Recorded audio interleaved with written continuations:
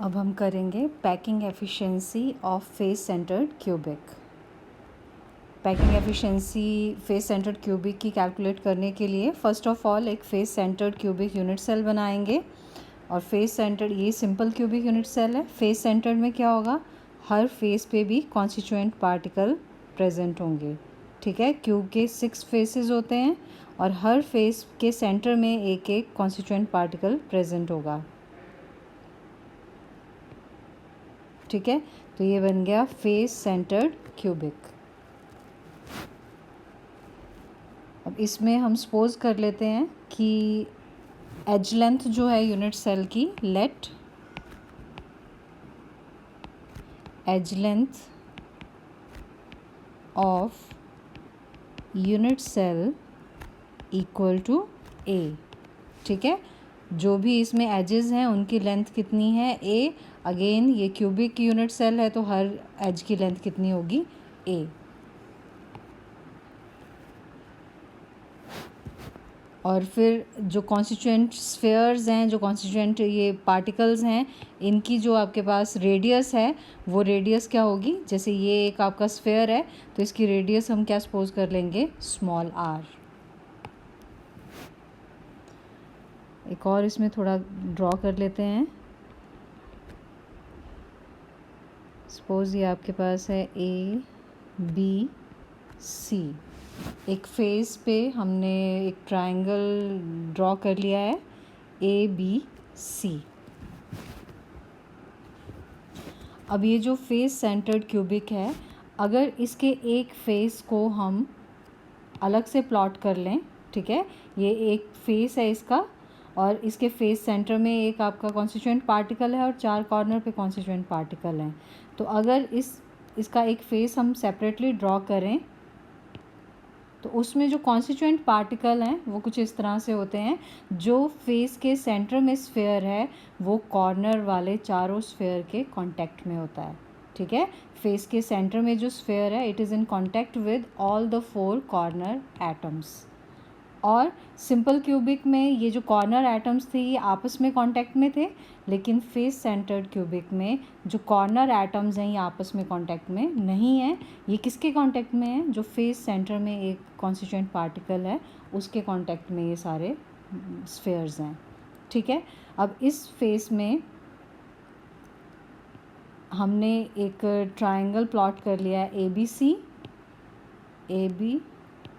ये triangle plot कर लिया है। ठीक है, अब इसमें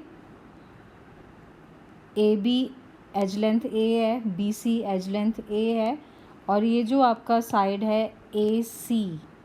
ठीक है ना, अब ए सी किसके इक्वल आ जाएगा, देखो यहाँ पे ये इस स्फीयर का रेडियस हो गया, ये भी रेडियस है, ये भी रेडियस है और ये भी रेडियस है।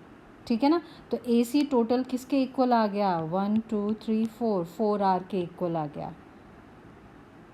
ठीक है, तो in triangle A B C equal to 4 are.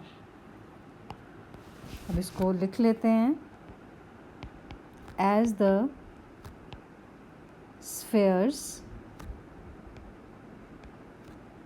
Sphere at face centre is touching spheres at corners AC equal to 4R। इसको हम सपोज कर लेते हैं नंबर 1। ठीक है, तो अभी तक हमने क्या क्या सपोज कर लिया कि जो एज लेंथ है यूनिट सेल का वो कितना है, स्मॉल ए।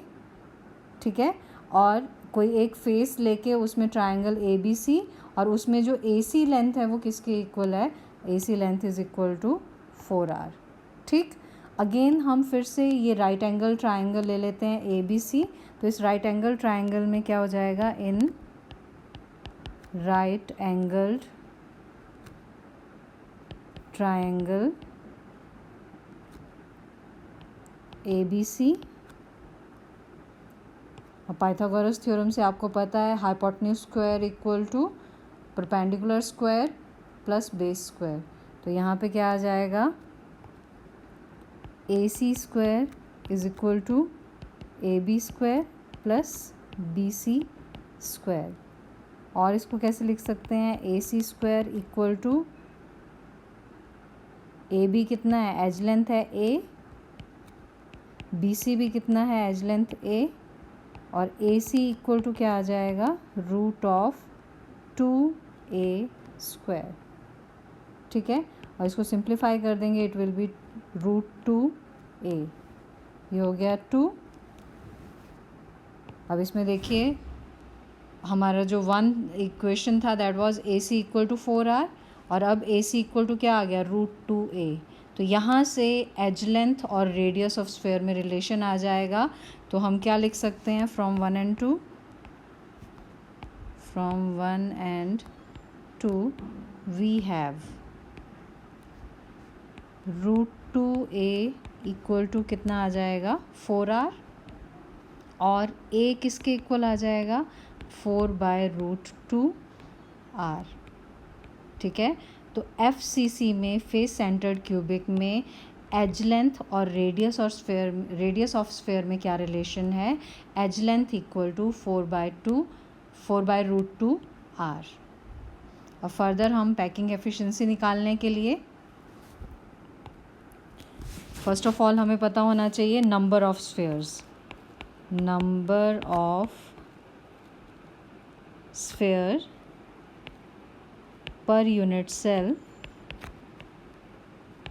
इन, कौन सा अरेंजमेंट है हमारा, FCC में number of sphere per unit cell कैसे कैलकुलेट करते हैं, देखो 8 कॉर्नर एटम्स हैं, उनका कंट्रीब्यूशन 1/8 प्लस 6 फेस एटम्स हैं, हर एक का कंट्रीब्यूशन हाफ, तो it will come out to be 4। तो number of sphere per unit cell FCC में कितना है, 4 आ जाएगा। देन वॉल्यूम ऑफ 4 स्फेयर, कि ये जो 4 स्फेयर्स हैं इस यूनिट सेल में वो कितना वॉल्यूम ऑक्यूपाई कर रहे हैं, तो 4 × 4/3πr³। ठीक है, हमें पता है कि एक स्फेयर का वॉल्यूम कितना होता है, 4/3πr³। FCC में कितने स्फेयर हैं, 4, तो 4 × 4/3πr³, it comes out to be 16/3πr³। अब स्फेयर्स का वॉल्यूम आ गया, उसके बाद हम क्या कैलकुलेट करते हैं, वॉल्यूम ऑफ क्यूब। क्यूब का वॉल्यूम क्या होता है, A³। A के लिए हमने वैल्यू कैलकुलेट की थी, A किसके इक्वल था, 4/√2R। ये वैल्यू हम यहाँ सब्स्टिट्यूट कर देंगे, then we will have A की जगह क्या आ जाएगा, 4/√2R होल क्यूब। ठीक है, इस पूरे का क्यूब आ जाएगा, so it will be 32/√2R³। ठीक है, इसको सॉल्व कर लेंगे तो ये आ जाएगा 32/√2 × R³। अब हम निकालेंगे पैकिंग फ्रैक्शन। पैकिंग फ्रैक्शन के लिए हम क्या फॉर्मूला यूज़ करते हैं, वॉल्यूम ऑक्यूपाइड बाय स्फेयर्स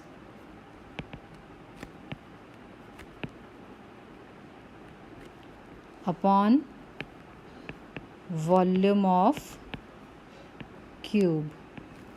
अब इसमें वॉल्यूम ऑक्यूपाइड बाय स्फेयर्स कितना आ जाएगा, 16/3πr³, और वॉल्यूम ऑफ क्यूब 32/√2R³। ठीक है, तो इसको कैंसिल आउट करके और सिंप्लीफाई करके हमें मिलेगा पाई × √2/6, और upon calculating it will be 0.74। तो पैकिंग फ्रैक्शन FCC के लिए कितना है, 0.74। ऑल्सो अगर हमें परसेंटेज ऑक्यूपाइड चाहिए, टोटल कितना परसेंटेज ऑक्यूपाइड है, तो 0.74 को 100 से मल्टीप्लाई करके वी विल हैव 74%। तो ये डेरिवेशन भी आपको आनी चाहिए और रिज़ल्ट भी डायरेक्ट याद होना चाहिए कि FCC अरेंजमेंट के लिए पैकिंग एफिशिएंसी या परसेंटेज ऑक्यूपाइड जो है वो कितना होता है, 74% होता है। ठीक है, अब ये हमने FCC के लिए कैलकुलेट किया। तो एक पॉइंट ये भी याद रखिएगा आप कि चाहे HCP अरेंजमेंट है, चाहे CCP अरेंजमेंट है, चाहे FCC अरेंजमेंट है, तीनों की ही पैकिंग एफिशिएंसी 74% होती है। ठीक है, HCP अरेंजमेंट, CCP अरेंजमेंट और FCC अरेंजमेंट सभी की पैकिंग एफिशिएंसी कितना होता है? 74%।